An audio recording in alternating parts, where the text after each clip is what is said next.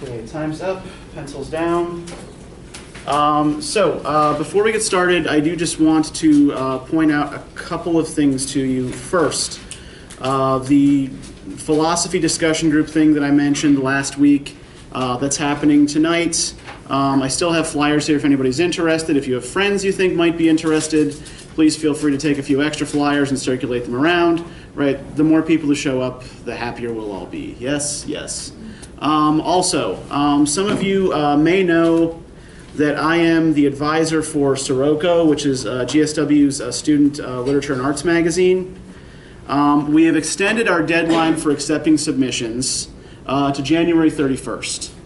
So if you write poetry, if you write fiction, if you write creative nonfiction, if you sculpt or take pictures or paint or anything, feel free to submit. The email address is gswsirocco, SIROCCO, @gmail.com. And I know some of you write, I know some of you are capable of writing very good poetry.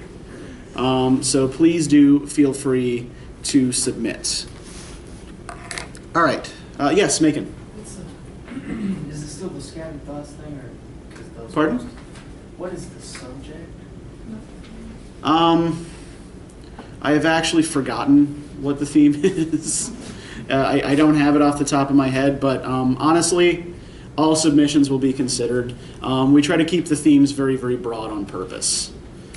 So even if it doesn't seem like something that might fit naturally with the theme, feel free to submit.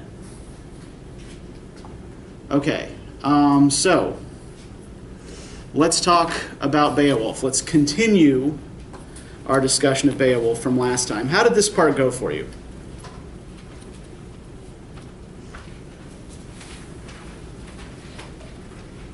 Sad ending. Okay, it is sad. The general tone, as I said, of Anglo-Saxon poetry, right, tends to be elegiac. Now, does anybody remember off the top of their heads what this means? Pardon? Yeah, the focus in Anglo-Saxon poetry tends to be on memory of things past. Right, an elegy is just any kind of memory poem. There are, in fact, elegies contained within Beowulf that have relatively little to do with the main plot. Sometimes they're just sort of included as little digressions. We might pick one of those apart in a moment. But yeah, the general tone of Anglo-Saxon poetry is that, you know, there was a past that was better, right, for which we are yearning, but we're forced to live in the chaotic, violent now. And, you know, this sort of sense of nostalgia should actually be familiar to us. It's something that's kind of still with us, right? I mean, how many people have ever seen, say, like political rhetoric, you know, where you have politicians promising to bring the good old days back, right? Well, which good old days are they talking about? Right? In general, like, the good old days they're talking about never really existed. It's this kind of hazy fantasy past. And we get the same thing in Anglo-Saxon poetry. This yearning for a past that we think was probably better than things are now. But no one's alive who remembers it. So yeah, it is, the ending of the poem is sad, and it's meant for the reader to mourn for the death of, this heroic figure. This sort of towering figure who's, the last of the old heroes, right? What sense do we get of what is going to happen to the Gates now that Beowulf is gone?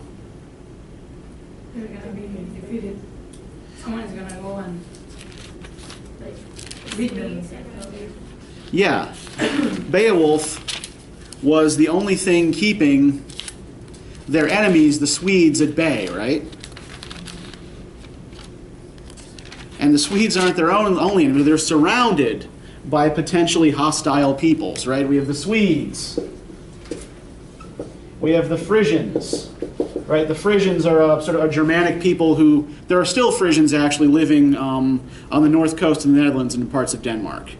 The Swedes and the Frisians, they're going to sense weakness now that the mighty hero Beowulf is gone. If we look on page 103, around line 2910. Now war is looming over our nation. Soon it will be known to Franks and Frisians far and wide that the king is gone. The Franks were another Germanic tribe who lived in generally what is now northern France. Hostility has been great among the Franks since Hygelac sailed forth at the head of a war fleet into Friesland. There the Hetwara harried and attacked, and overwhelmed him with great odds. The leader in his war gear was laid low, fell among followers. That lord did not favor his company with spoils. The Merovingian king has been an enemy to us ever since. So there are these old feuds that the presence of a strong leader among the gates has sort of kept at bay. But now that Beowulf is gone, now that sort of the linchpin of his people is defeated, it's like sharks smelling blood in the water, right? These kings whom Beowulf's predecessor defeated or offended in some way are going to pursue these old feuds. And they're going to revenge themselves upon the gates while they're weak, while they're leaderless. So Beowulf's passing represents, for his people, the end of an era. Right? The end of an era of peace, of prosperity, of safety. In a way, Beowulf's situation at the end of the poem is not unlike Hrothgar's at the beginning of the poem, right? What's Hrothgar's basic situation as the poem begins? He's old. He can't speak. Yeah, he's an old king. These monsters are invading his mead hall, and there's nothing he can really do about it, right? So he is saved by some outside force, right? Beowulf comes in to pay back an old debt owed by his father to Hrothgar, and Hrothgar's kingdom is saved. Yay! Does Beowulf have the same set of options as Hrothgar? Is anybody going to come in from outside to save the gates? No, he has to do it himself, or at least he takes it upon himself to do it. And what do we see as well, sort of about the younger generation of warriors here who go with Beowulf to fight the dragon? Yeah. All but one run away. So the suggestion here, right, is that the quality of men today is lesser than it was in Beowulf's prime, right? Only one of these men is unwilling to let an elderly man face a dragon alone. Now, for an old man, Beowulf is still, sort of really pretty hale and strong, right? But, we're told that he's ruled the gates for, 50 winters of peace, right? So, for an Anglo-Saxon in particular, where, somebody who was, say, I'm 37, like I would be considered sort of near death's door. Beowulf must be very, very old indeed, right? And he is going to face down a dragon alone.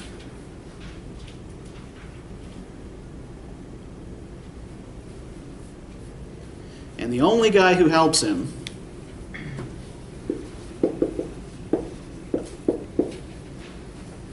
is his thane Wiglaf, who, like Beowulf, owes a debt to the king because his father was an outcast who was taken in, right? We have these, these exile relationships, sort of paying back kindness and hospitality to the exile, returning sort of here at the end of the poem.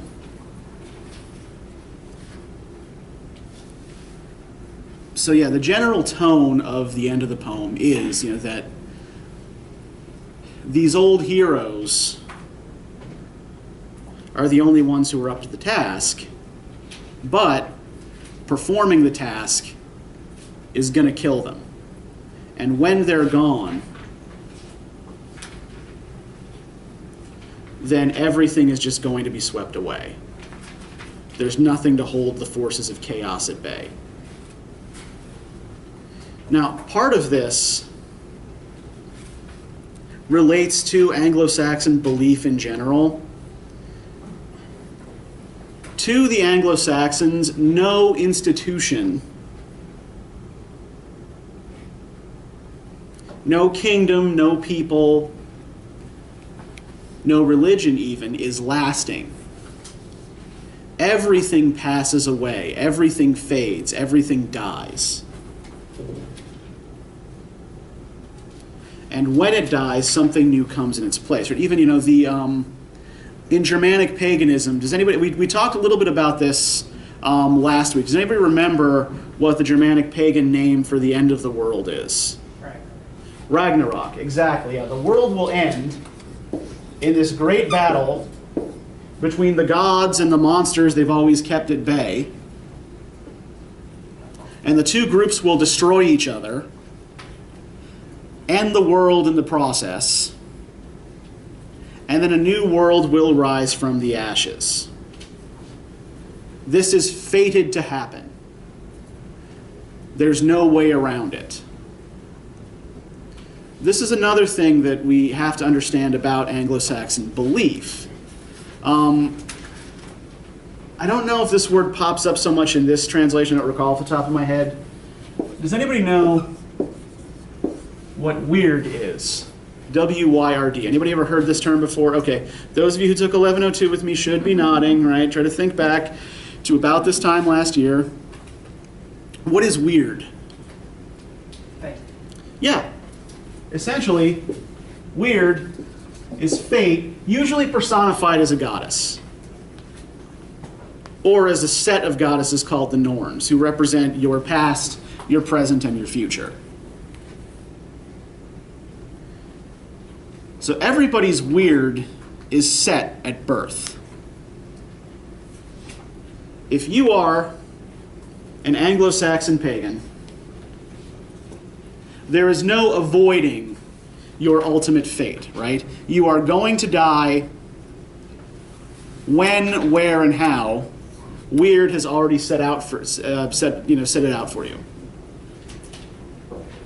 What you can choose, though, is how you face up to that death. Right? You can try to avoid it.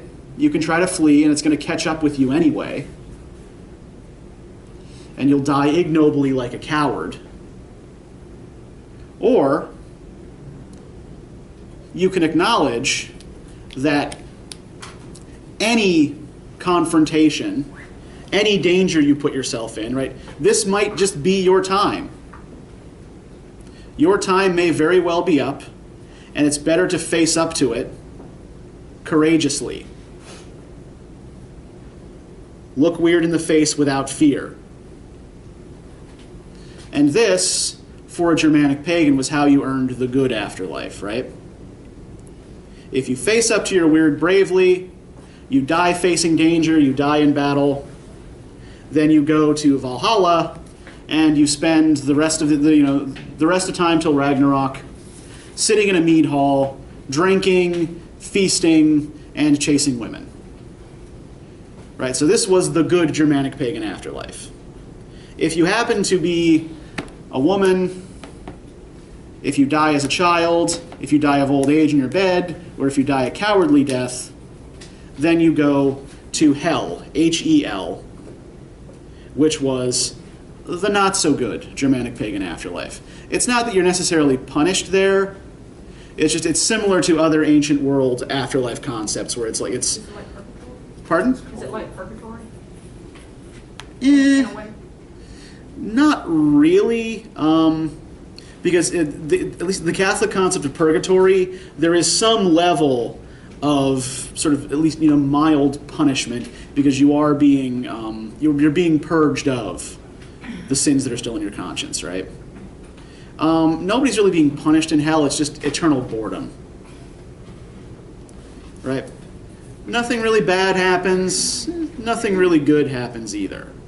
So Yeah. what's the difference between their version of hell, that HEO, and that ice world we talked about, like at the bottom of that tree? Niflheim, Muspelheim. Well, yeah, it's essentially the big difference is who lives there, right? There are ice demons and fire demons who have their own little worlds, and all of those groups that live under the roots of the world tree at Ragnarok will come together on a ship made from the nails of dead men, and then they are going to and they will invade the upper world. This actually is why Germanic pagans always cut the nails of the dead and destroyed them to try to put off the date of Ragnarok, so that evil powers couldn't come around and collect all of the nails. Which kind of sounds like they're trying to get around weird, right? But this was their tradition. Okay, so what other questions do you guys have about this? Is there anything else that is there anything that you particularly want to know that confused you or that really interested you about this last section?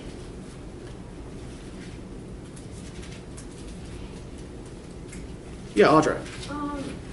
Like as Beowulf was dying, did he actually give Wiglaf like any power, like nobility status? Okay, well, let's actually look at that. Where are? Can you take us to the passage where they're talking?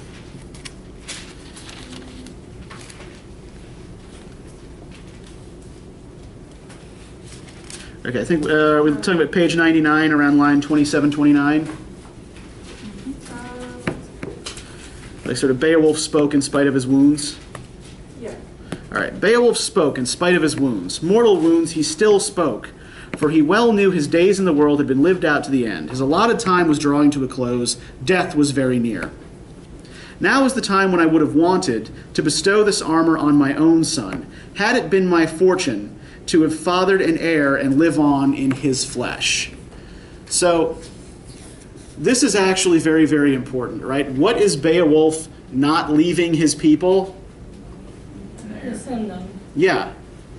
There is no descendant of his flesh to rule the gates now that he's gone, right?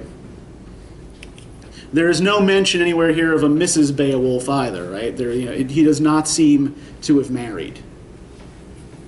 So this seems to have been sort of a big oversight in Beowulf's dynastic planning. Right? The powerful individual, the great hero, leaves behind no trace of himself as he passes. For 50 years I ruled this nation. No king of any neighboring clan would dare face me with troops. None had the power to intimidate me. I took what came, cared for and stood by things in my keeping, never fomented quarrels, never swore to a lie. All this consoles me, doomed as I am and sickening for death. Because of my right ways, the ruler of mankind need never blame me when the breath leaves my body for the murder of kinsmen. Go now quickly. Dearest Wiglaf, under the grey stone where the dragon is laid out, lost to his treasure, hurry to feast your eyes on the hoard. Away you go. I want to examine that ancient gold, gaze my fill on those garnered jewels. My going will be easier for having seen the treasure, a less troubled letting go of the life and lordship I have long maintained. Why does he want to see the treasure?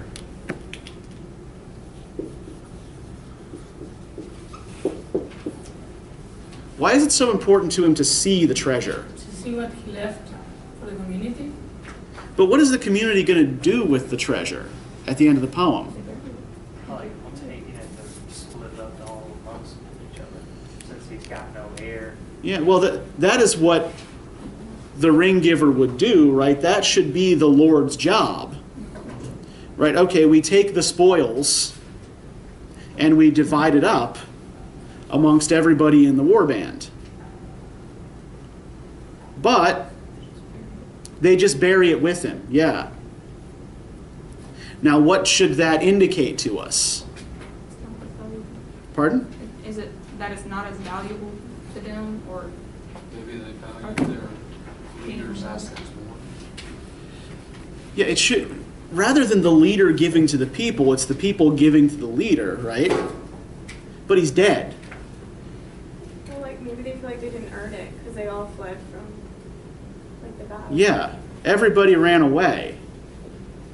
The guy who took the most risk, the guy who actually fought the dragon, was the Lord himself, right? If you are part of an Anglo-Saxon lord's warband, right, it is your responsibility to get between your lord and anything that wants to harm him. This is why he pays you. This is why he gives out, weapons and armor to you. This is why he feasts you in his mead hall, right? This is why a generous lord is a good thing, because his men then ought to be loyal to him, and they ought to be willing to face danger for him. But Beowulf's men, with the exception of Wiglaf, run away. This dragon is just too much for them. Right? They can't face this. So yeah, I think that's part of it, is that they did not earn the treasure. Beowulf did. And so he gets to be buried with it. What else could it indicate? Because again, what is Beowulf not left behind? And I think this gets at your question, Audra, whether he invests Wiglaf with any actual power. What's that? he didn't have an heir? I mean, he couldn't. Yeah. He couldn't pass on. The guy who would have distributed it is dead. And he hasn't left an heir behind. So it's this mutual respect in type of justice, because Beowulf didn't leave a son, he leaves his the guy that fought for him, and I wouldn't say in return, but at the same time, because Beowulf was the one that fought, they bury him with the treasure. That could be, yeah. I think there are a couple of complicated issues at work here. One is that Wiglaf is not really an official heir. He's not closely related enough to Beowulf, to be in the bloodline. Beowulf himself inherits the kingdom from his uncle's son, right, from his cousin. So he himself is not a direct heir.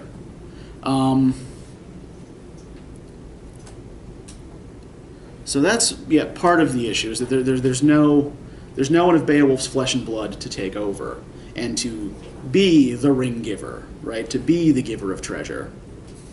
So everything just goes underground with the Lord who was supposed to do that. And again, I think also it speaks to the lesser quality of the men in the kingdom whom Beowulf is leaving behind. They don't get to split up the treasure because, frankly, they don't deserve it. When their lord needed them, they ran away. They simply fled. Now, do we notice any similarities between Beowulf's fight with the dragon and his fight with the two monsters, with Grendel and with Grendel's mother? Yeah, go for it. Verses 2680 to 2687. Okay. Beowulf's ancient iron gray sword let him down in the fight. Uh-huh. Never his fortune to be helped in combat by the cutting edge of iron. No matter how blooded and hard-edged the blade, his hand was too strong. The stroke he dealt would ruin it. He could reap no advantage. And it was just like when he fought Grendel. Yeah, he killed Grendel with his bare hands, right? And that's because his sword failed him. Yeah. He just, Mhm. it was him. He was stronger than the steel. Well, with Grendel, he never even draws the sword, right? They just grapple. And Grendel tears himself away, but happens to leave the bleeding stump of his arm behind. And then, bleeds to death on his way back out to the swamps. When he fights Grendel's mother, his sword fails him, right? His own sword. He strikes, the normal sword just bounces off of her neck. He has to get that great big magic sword that just happens to be waiting around in her den, right? And here again, his sword fails him, right? His ancient iron gray sword.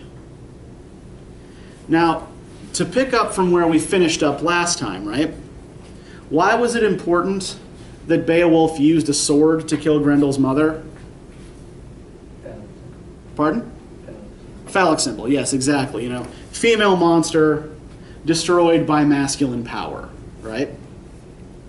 And he needs a much bigger phallic symbol to take on Grendel's mother than what he would normally be carrying around, right? Now, what's going on here in this passage?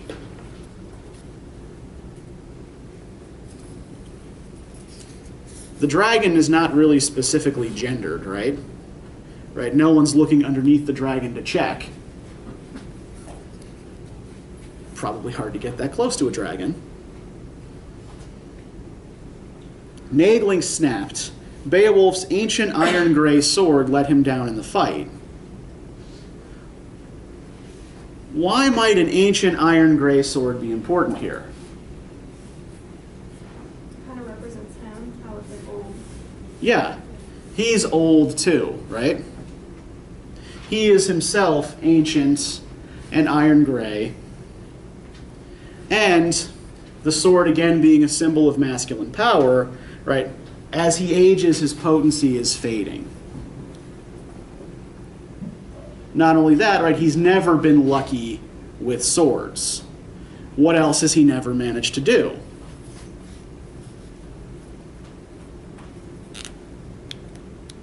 Why are his people in trouble after he dies? Because he doesn't have an heir. Yeah, no heir. Right? He has never been lucky striking with the sword. He does not leave behind an heir, right? So there is here, maybe, just maybe, a little shot at Beowulf's sexual potency, right? That this is a guy whose ancient iron gray sword wasn't up to the task, right? No sword, no heir.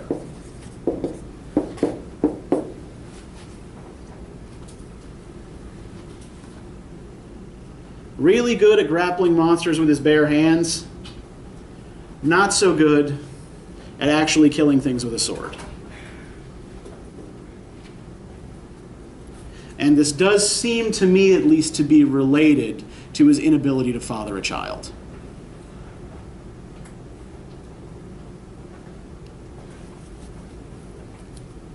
Leaving the people ultimately defenseless, right? So there is at least one way in which Beowulf sort of fails his people as Lord.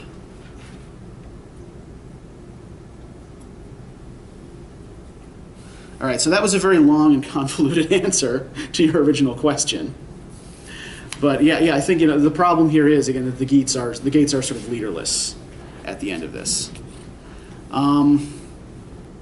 What else? What else do you guys want to know about? What else interested you or confused you, or did you think was strange?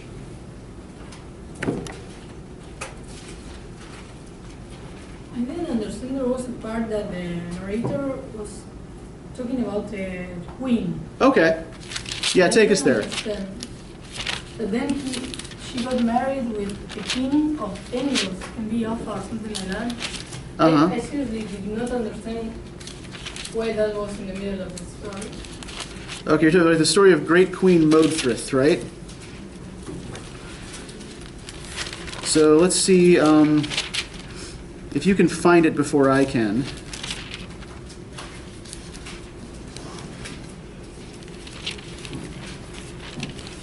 Tell me.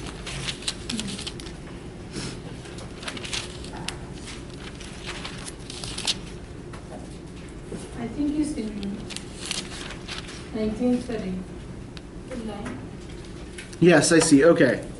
So what's important to look at it when we look at this passage is to see what comes before it. So, right, the building was magnificent, the king majestic, ensconced in his hall, and although Hygd, his queen, was young, a few short years at court, her mind was thoughtful and her manners sure. Heoreth's daughter behaved generously and stinted nothing when she distributed bounty to the gates. So, this is not the first time we've seen a queen mentioned in the poem, right? We have Hrothgar's queen, Wealhtheow. I have no idea if that's how you actually pronounce it. We have Hygelac's queen, Hygd. And then we have this queen, Modthrith, who is clearly some sort of figure from the past, right?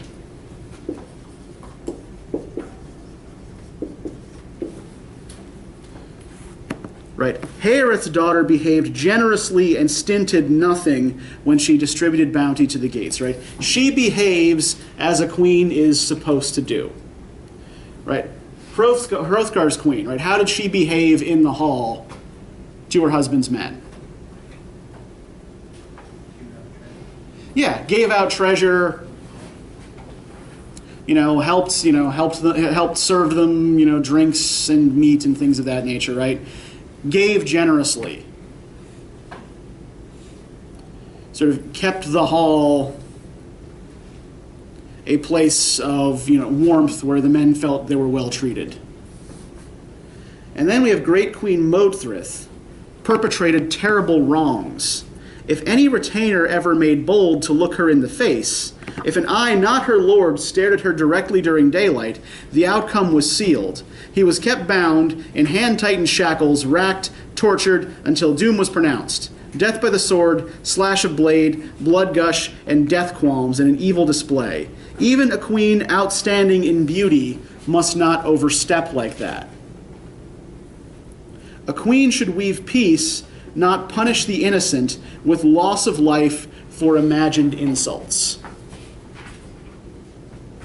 So why is this little digression about great Queen Modthrith placed here? It does seem weird, right? Maybe it's showing like this queen Hygd, like she was like an example of a good queen. Yeah. And she was like, they were contrasting bad queen. You're exactly right. Yeah, that is exactly what is happening here. They are contrasting the behavior of a good queen who fulfills her social role the way she's supposed to, with the example of a bad queen who's arrogant, who is, violent, who hurts people based on her personal pride, right? So yeah, they're setting up, this is sort of one of the few examples we'll find in Anglo-Saxon poetry of the present being better than the past. Right? This is actually a reversal of the usual trope. Right? Usually, the tone is elegiac, we're, sort of mooning over this, perhaps long forgotten past, how things were better way back when. But here, we actually have, the ways of the queen of today are better than the ways of the queen of old. Right? We've actually made progress. So that's sort of what that's doing here. And, there are a lot of these little digressions in the poem to contrast conditions in the present with conditions in the past. For example, the treasure that the dragon is guarding. Where has that come from? Yeah, from an ancient people, right? And where are they now? Yeah, they're all dead. Every one of them is gone. Yeah, that's another thing, that when Wiglaf goes and looks at the treasure, right? Yeah, there are these various shiny gold objects, but there are also a lot of things that portend disaster in the future, right? Like all of the weapons and armor, for example, that he finds under the barrow are rusty. this again sort of looks forward to the gate's eventual decline and defeat, right? We beat this great foe, but half of what we won from him is useless, specifically the stuff that relates to the making of war. And the rest of it we're just going to bury with our dead king. But if we look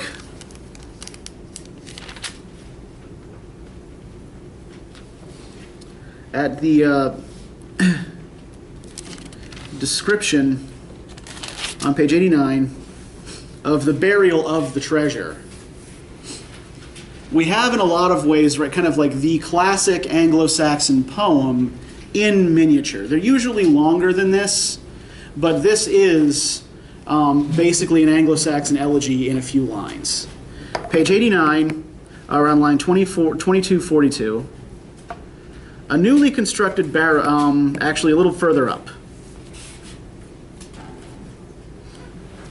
Let's see. There were many other heirlooms, 2231, heaped inside the earth house, because long ago, with deliberate care, some forgotten person had deposited the whole rich inheritance of a high-born race in this ancient cache.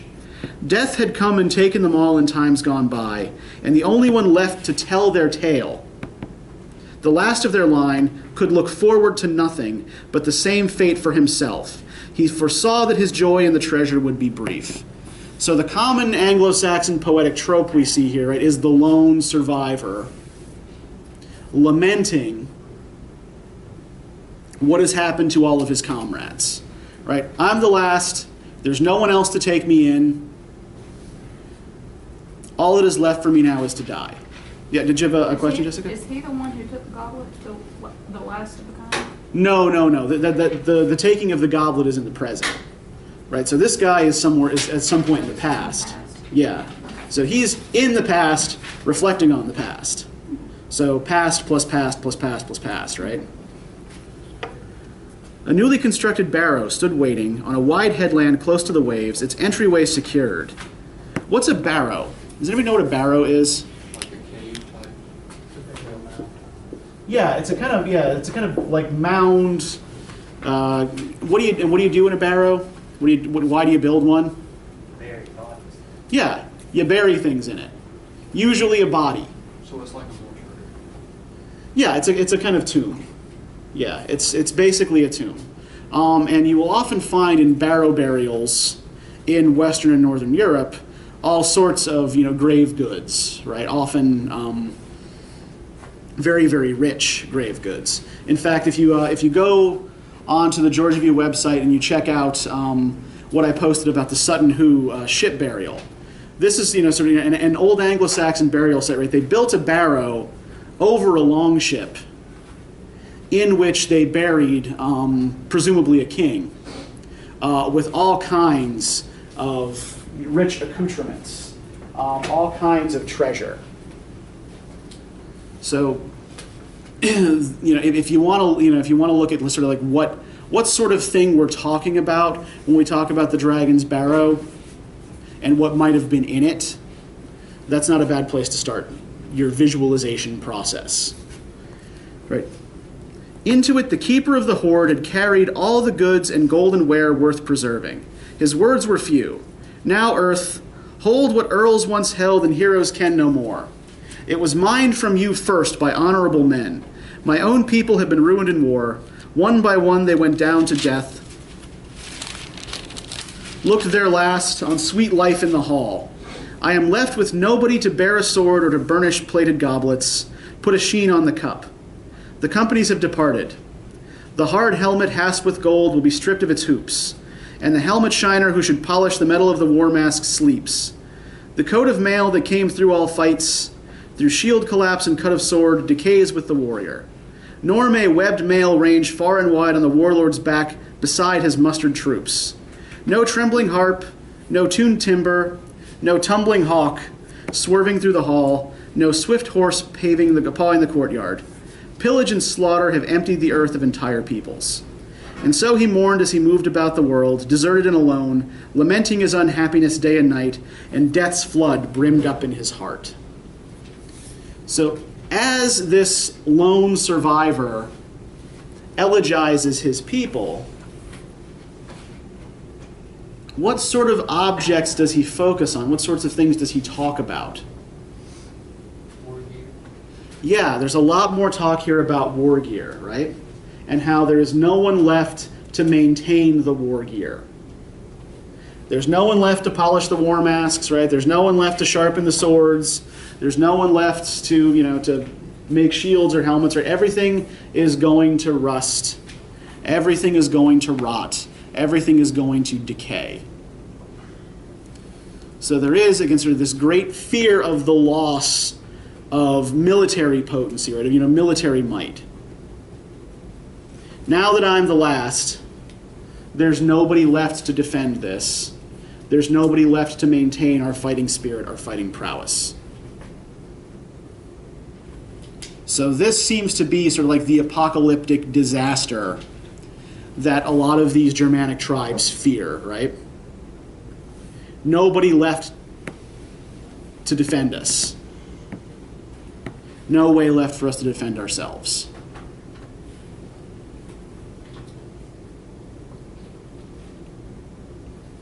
So,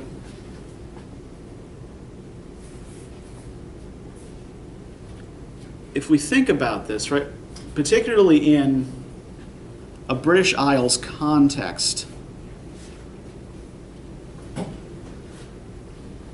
there is actually a kind of lost civilization that the Anglo-Saxons are constantly stumbling over, right? Who would be these great peoples who are no longer there?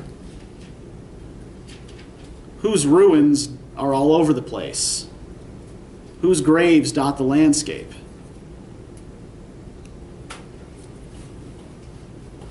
Yeah. Oh, you weren't raising your hand? Yeah, go ahead, Jessica. Is it common in Anglo-Saxon culture to bury their people? I know, like, before this, with some kings, they would do, like, the Viking. Yeah, arrow fire. It sort of depends, and it seems to vary from place to place and era to era. Sort of the burning on a pyre is fairly common. And then the ashes, the burnt remains would be buried, right? And the fact that Beowulf is burnt on a pyre is an indicator of the survival of pagan practices in the poem, right? And that tension between Christian and pagan practices, right? Up until relatively recently, and they still kind of frown on it, right? The doctrine of the Catholic Church, which would have been the dominant religious authority in Europe when this poem was produced, the doctrine of the Catholic Church was against cremation, because then you had no physical body to be resurrected on the last day. Right? The belief was in a literal resurrection of the body. If you have no body, you can't be resurrected. But yeah, then often, like, when the bodies were burnt, then the ashes were often buried with various kinds of grave goods. Now, the Sutton Hoo ship burial, I think that that's actually a body in that barrow. It's not just, it's not just ashes and, some stuff in a ship.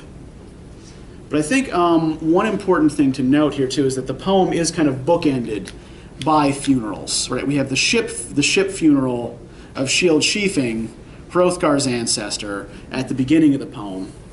And then at the end, we have Beowulf's burial in a barrow that looks out over the ships as they, as they ply the whale road. Did you have a question, Mercedes? Just a hand up there. No. Okay, but anyway, like the great civilization that we're talking about. Now, this might not be who the poem specifically references, but oftentimes when you see Anglo-Saxon poems talking about ruins, they're talking about Roman ruins. And we will see, not just in this poem, we'll see in Sir Gawain and the Green Knight as well, attempts to connect British history with Roman history, and attempts to try to sort of recapture this civilized Roman past that is lost. Right, this is something that's going to run through much, particularly of medieval and Renaissance British culture. All right, so we are running low on time, so I want to do a couple of things here. First, I want to show you some of the resources that I've posted for you about Sir Gawain and the Green Knight. So you can check these out on your own.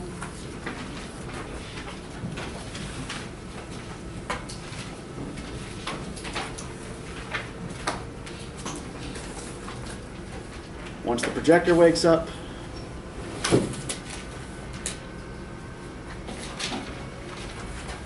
And no one's ever going to clean the air filter.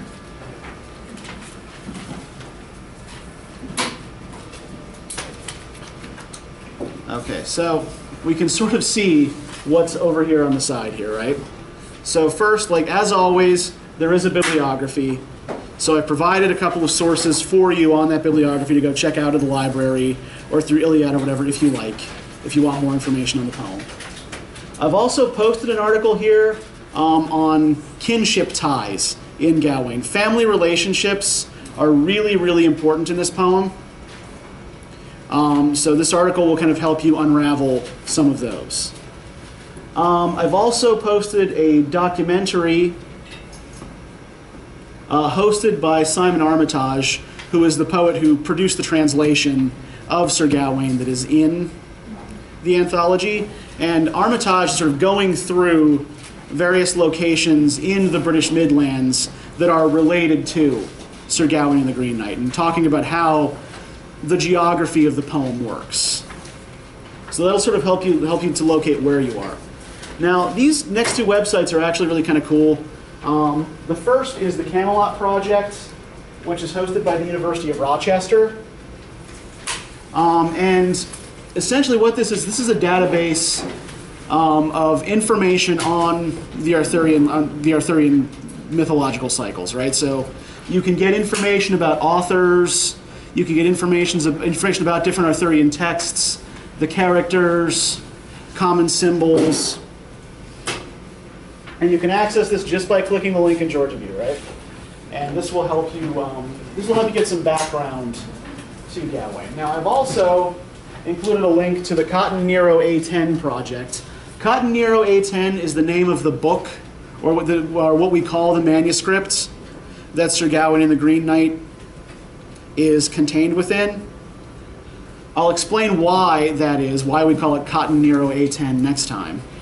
I just want to click you through this a little bit because it can be a little bit difficult to find the part I actually want you to look at.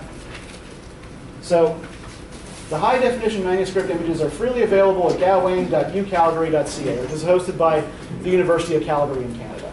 So click on that link.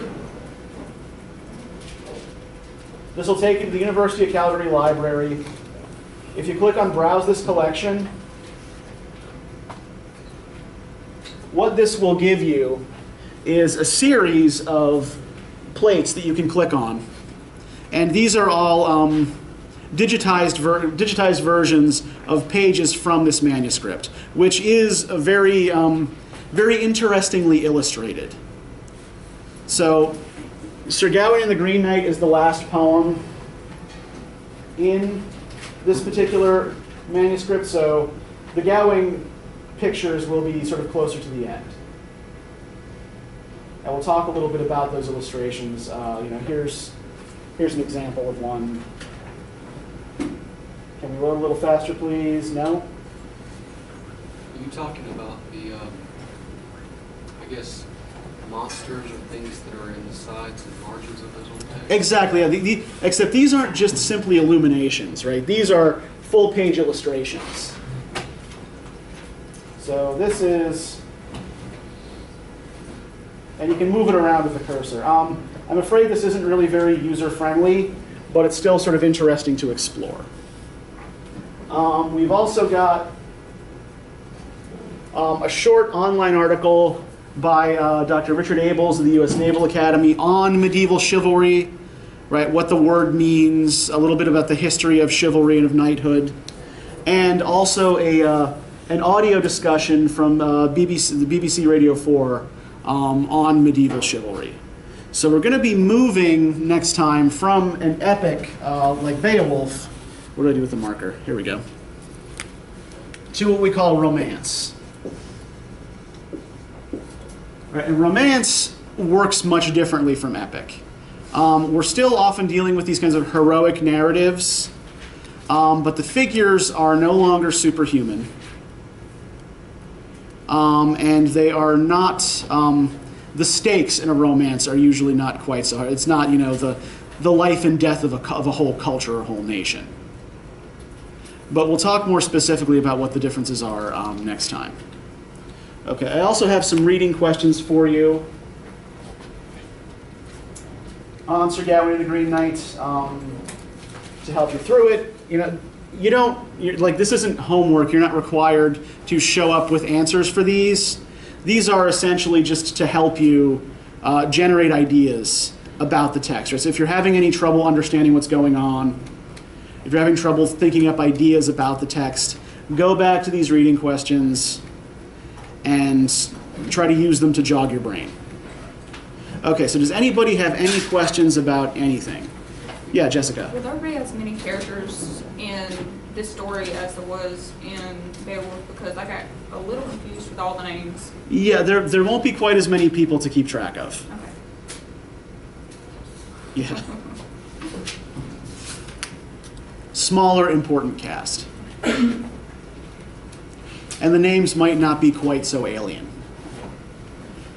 Anything else? Any other questions, comments, or concerns? All right, then take down the questions however you prefer.